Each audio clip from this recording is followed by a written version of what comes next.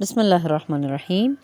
فارسی میں to be ورب یعنی ایم، ایز اینڈ آر فعل ربطی کہلاتے ہیں۔ فعل ربطی اور کچھ ضمیر یعنی پروناؤن کے بارے میں آج جاننا چاہتے ہیں۔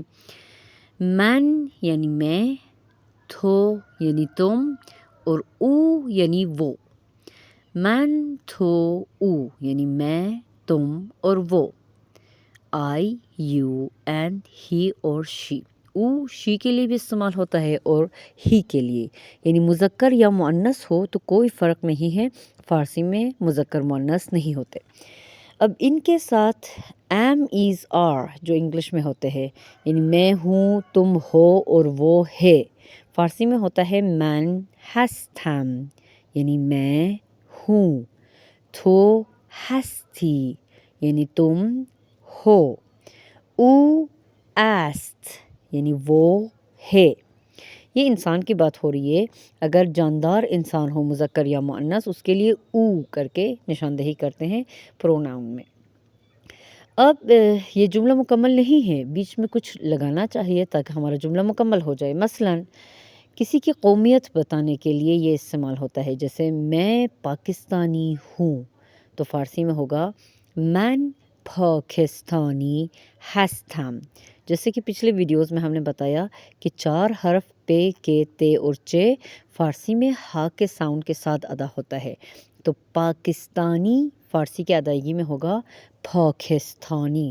من پاکستانی هستم، تو پاکستانی هستی اور او پاکستانی است۔ اس است کے جگہ میں بول چال میں کبھی ہست بھی استعمال ہوتا ہے، وہی ہستم، ہستی اور ہست، لیکن زیادہ تر است کریکٹ ہے۔ اب قومیتوں کے بارے میں مزید مزید استعمال کریں گے، جیسے ایرانی۔ اب کہنا ہے میں ایرانی ہوں، تم ایرانی ہو اور وہ ایرانی ہے، کیا ہوگا؟ من ایرانی هستم، تو ایرانی هستی، او ایرانی است۔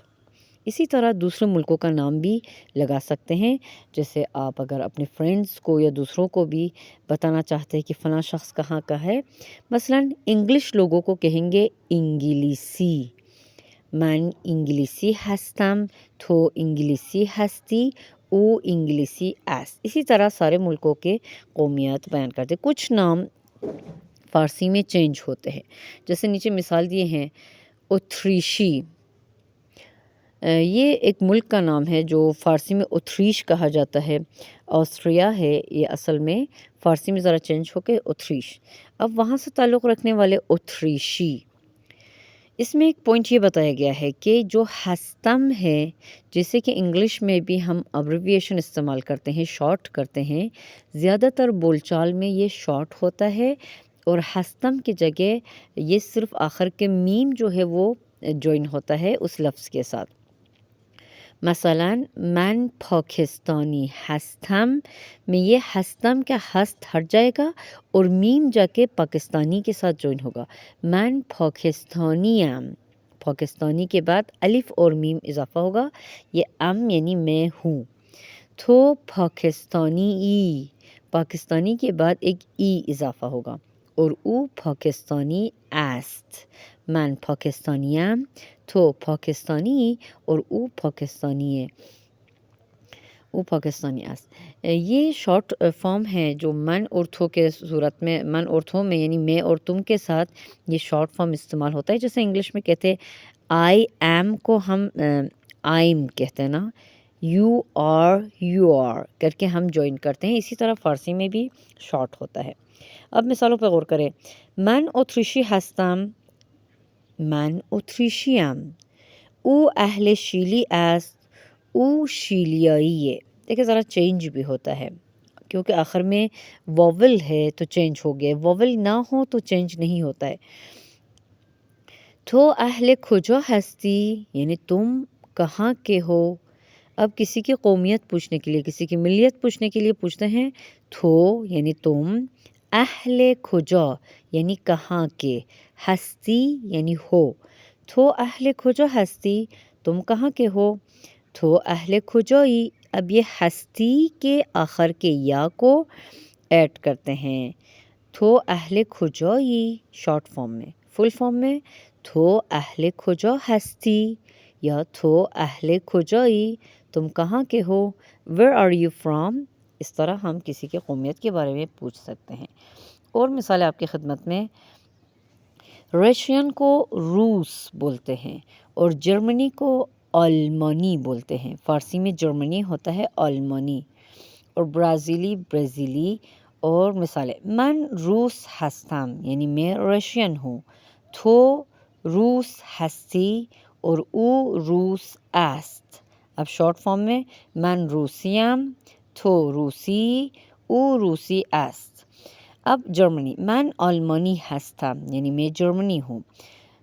تو برازیلی هستی تم برازیل کے ہو.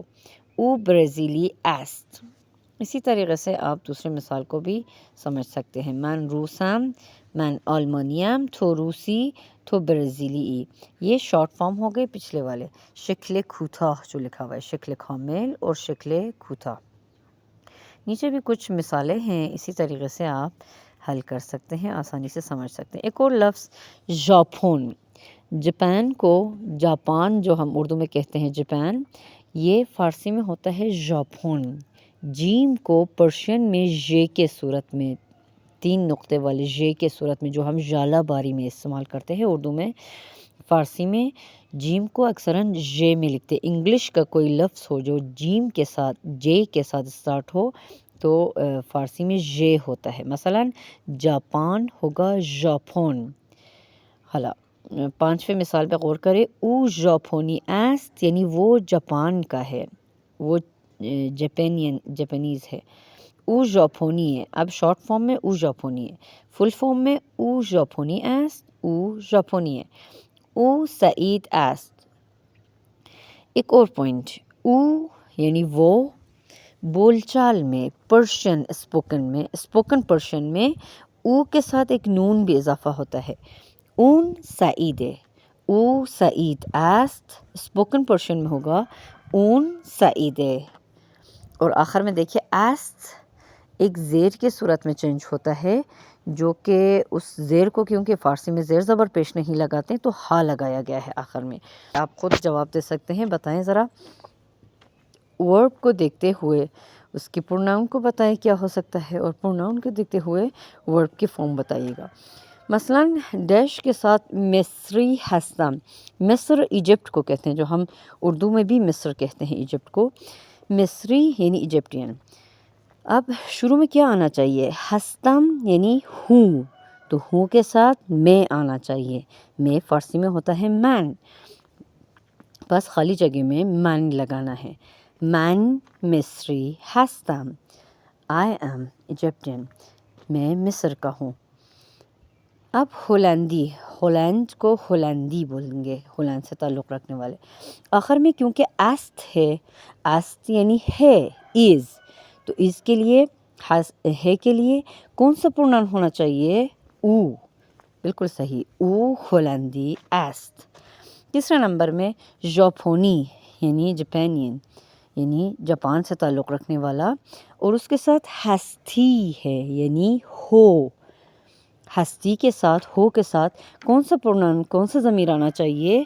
بالکل صحیح تھو یعنی تم جاپان کے ہو. تھو ژاپنی ہستی. اب فرانس کا کوئی شخص ہے جس کا نام ہے مثلا فرانک فرانسوی. اب کیا آنا چاہیے؟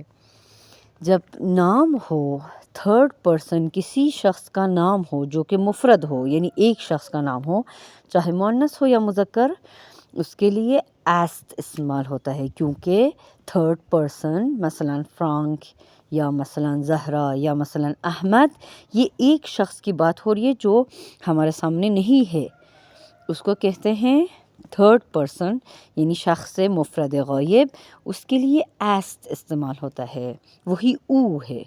یعنی احمد جو ہمارے سامنے نہیں ہے احمد کے بارے میں کچھ بات کرنا چاہتے ہیں تو اس کا پروناؤن ہوگا او یعنی وہ.